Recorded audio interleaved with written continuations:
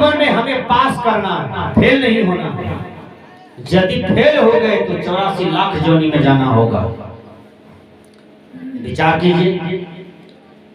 आप एक कुत्ता को देखिए, कुत्ता लार के पुआर में जंगल में घुसे रहते हैं, गर्मी लगी, बिल्ली, नेड़िया, हर जीव जंतु। आप मनुष्य तन पाए हैं तो मनुष्य तन में देखिए क्या व्यवस्था नहीं है आपके लिए। कंबल, चादर, जैकेट, स्वेटर, कितना मनुष्य तन की विशेषता है। इसलिए मानव जीवन पाए हैं तो मर करके फिर 84 लाख जोनी में जाइएगा, यह काम मत कीजिए।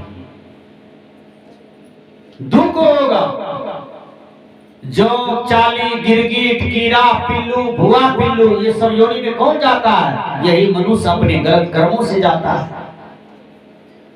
गुरुवर कबीर कहते हैं 84 लाख जीव जंतु में भटके भटके दुख पाओ, चेतक नहीं मुक्त नर बोरे, मोर मोर को हरा। इसलिए आपको पास हो जाना है, फेल नहीं होना। जो मैट्रिक में फेल हो जाता है तो उसका मुंह कान देखिएगा चपैया बिल्ली की तरह है, जल्दी सामने में खड़ा भी नहीं होगा, उसको लाज लगता है कि हम फेल हो गए। जो फर्स्ट डिवीजन पास किया है उसको देखिएगा माथा कितना ऊंचा रहता है। इसलिए आप इतना बढ़िया जीवन को पाए हैं, इतना बढ़िया शरीर को पाए हैं, तो माँ बाप का सेवा कीजिए। आप पास हो गए, दादा दादी को आरती दिखाए हैं तो पास हो गए, समाज का सेवा किए हैं तो आप पास कर गए, राष्ट्र के लिए आपने कुछ करके दुनिया से गया है तो आप पास हो गए। एक बच्चिया मैट्रिक का परीक्षा दिया, रिजल्ट निकला, बाबूजी आया, कहा बेटी तुम पास हुई हो कि फेल? कहा बाबूजी उतरबरिया टोल का रिंकुआ फेल हो गया है। बाबूजी कहते हैं बेटी तुम पास हुई हो कि फेल? कहा पुवरिया टोल का गुड़वा वो फेल है। बाबूजी कहते हैं बेटी मैं तुम्हारा रिजल्ट पूछता हूँ, तुम पास हुए हो कि फेल? कहा बाबूजी उतरबरिया टोल का जो रिंकी दीदी है वो फेल है। बाप कहते हैं ऐसी चाट मारेंगे कान के जड़ में, तुम अपना रिजल्ट बताओ। कहा बाबूजी दक्षिणबरिया टोल का जो है ना पिंकुआ वो फेल है। कहा एक बतैया तू अपना रिजल्ट बता, तुम पास हुई हो कि फेल? कहा बाबूजी जब सब फेल हो गया तो हम पास का है, ये बेईमानी हो जाएगा, हम फेले हैं। तो विचार कीजिएगा, ये संसार में लोग फेल होते जा रहे हैं, यानी वासना में है, विषय में है, भोग में है, एकदम डूबे हुए हैं।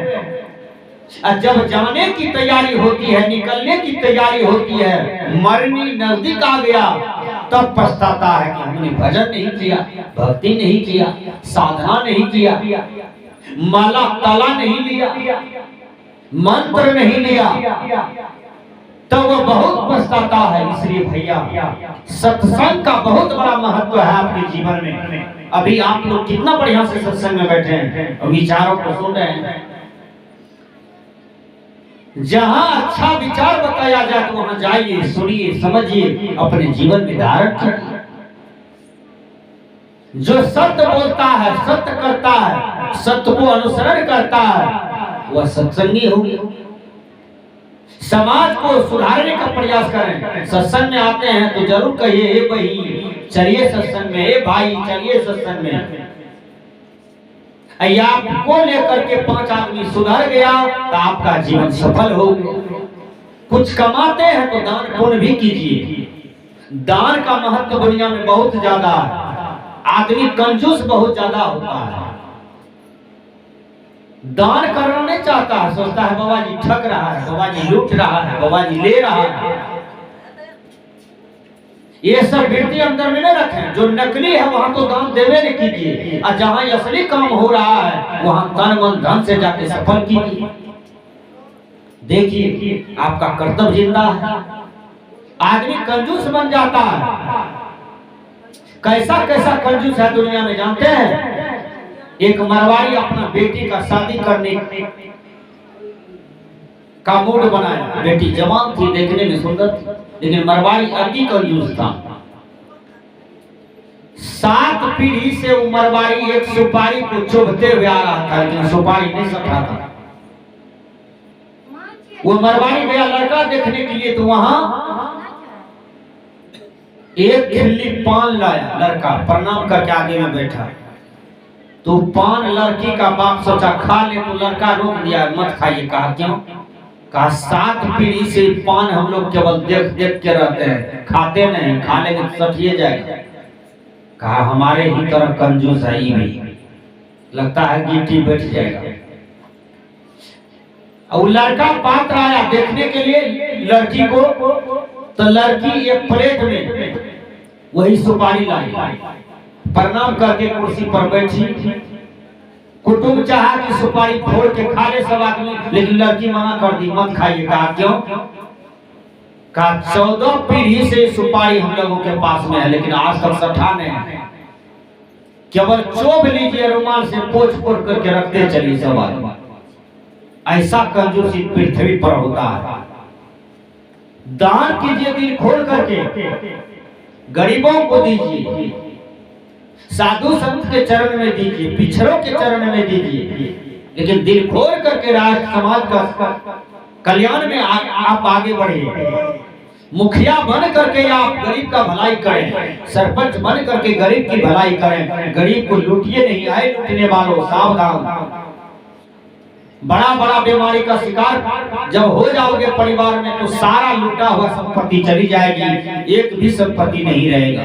इसलिए न गलत करेंगे न गलत परिणाम भोगेंगे। कबीर साहब ने कहा जसरे किया हो तस पाया हो रमैया राम, हमरे दोष का देहु हो रमैया राम। रामायण ने कहा कर्म प्रधान विश्व रचि राखा, जो जस करहि सो तस फल चाखा। जो कर्म करते हैं पाप का तो पाप परिणाम में आता है, पुण्य करते हैं तो परिणाम में आता है। विचार कीजिए, स्वर्ग नरक आपके हाथ में है, कल्याण कल्याण आपके हाथ में है। इसलिए इतना सुंदर जीवन पाए हैं तो सत्संग करें, करते रहिए। कभी अपने जीवन को धोखा मत दीजिए, बड़ी सुंदर जीवन मिला है, इसलिए अपने जीवन को सजाइए। कोई भी चीज जब सजता है तो वह देखने में बनता है, उसी प्रकार अपने मानव जीवन को सजाइए।